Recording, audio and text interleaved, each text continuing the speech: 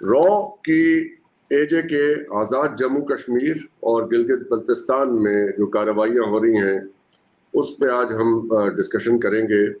बलूचिस्तान में जो हुआ, केपी में जो हुआ, अब पाकिस्तान के हर हिस्से में ये चीज़ हमें नज़र आ रही है और इंडियन मीडिया पे चर्चा हो रहा है।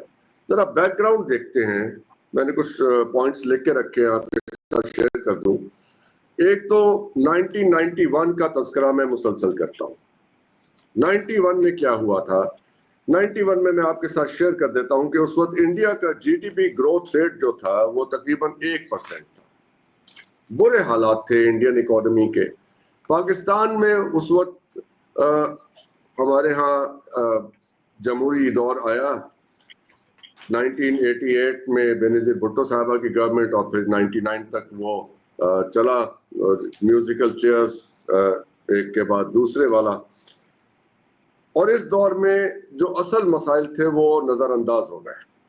असल मसाइल क्या थे? उस वक्त 91 के बाद जब इंडिया ने अपनी फ्री मार्केट इकोनॉमी करके अपनी इकोनॉमी को बेहतर करना शुरू किया, तो उस वक्त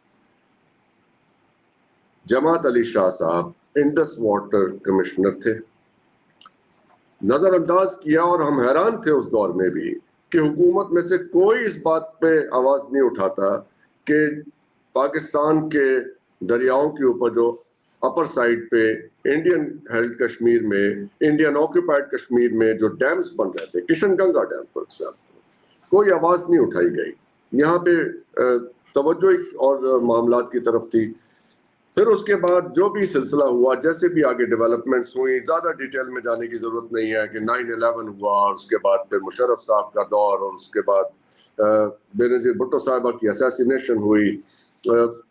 लिस्ट ऑफ थिंग्स जो कि पिछले 34 साल में हुआ है। लेकिन आप ये देखिए कि दो चीज़ें बहुत इम्पोर्टेंट हैं।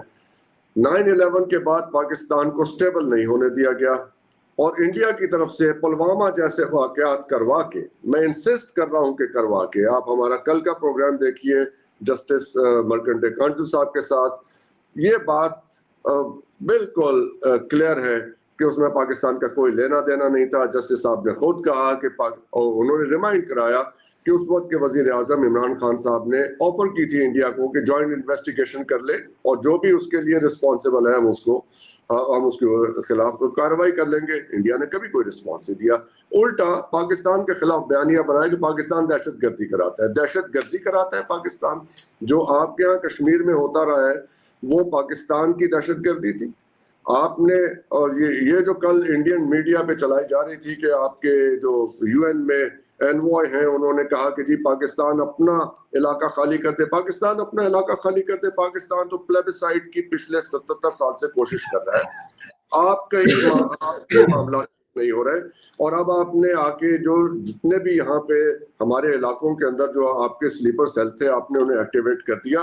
बट आगे चलते हैं, हमारे साथ बहुत रेलेवेंट लोग मौजूद हैं इस बात को डिस्कस करने के लिए। हमारे साथ जीबी से समीर अहमद साहब हैं और कश्मीर से सैयद डॉक्टर मुजाहिद गिलानी साहब हैं, like always very kind of doctor Hasnain Javed साहब, आपने हमें ज्वाइन किया।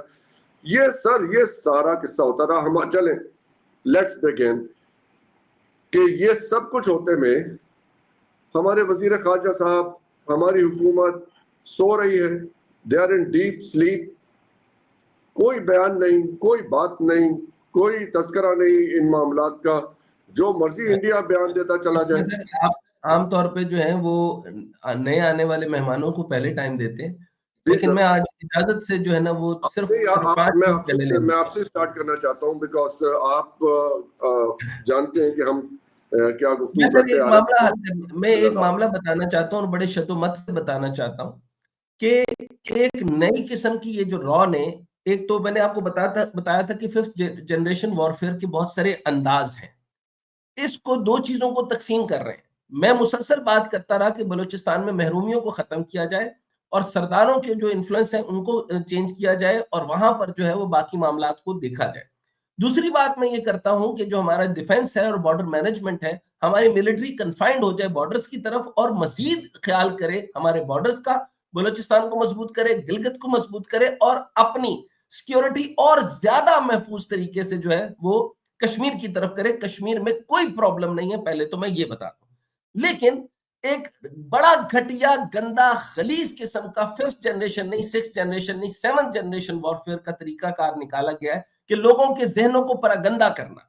अच्छा, कश्मीर में ऐसा कोई मामला नहीं है, वो नॉर्मल मामला है। जिस तरीके से बिजली की कीमतों की बात हो जाती है, आटे की सब्सिडी के ऊपर बात होती है, महंगाई के खिलाफ जैसे पूरे मुल्क में बात हो रही है, जिस तरह पूरी मईशत के ऊपर आमतौर पर अमूमी रवैया होता है, वैसा ही था। लेकिन इस पलकी शर्मा ने विंटेज में पाकिस्तान के जेर इंतजाम इस तरीके से नैरेटिव बिल्ड किया कि कश्मीर जो है, जो पाकिस्तान के जेर इंतजाम कश्मीर में बगावत फूट पड़ी।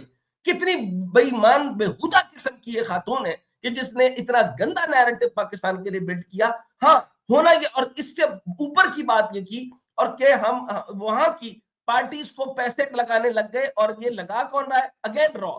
बलूचिस्तान के अंदर इंस्टेबिलिटी पैदा करना रॉ, अफगानिस्तान में इंस्टेबिलिटी पैदा करते थे, अब तो हालात तब्दील हो रहे हैं, वो मानते हैं या नहीं मानते। इसके साथ मकबूजा कश्मीर में सर मैं इस चीज के ऊपर बड़े सख्त तरीके से बात ये करना चाह रहा हूं कि इसने ये कहा, ये क्लियर हो जाए ताकि आपको पता हो कि इसका नैरेटिव का हम एंटी नैरेटिव एंटीडॉट दे रहा हूं मैं आपके सामने।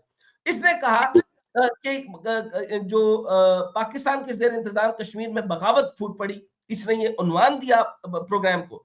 पाकिस्तान के जेर इंतजाम कश्मीर में बढ़ते हुए एहतजाजात, अवामी बेचैनी पर रोशनी डाली गई।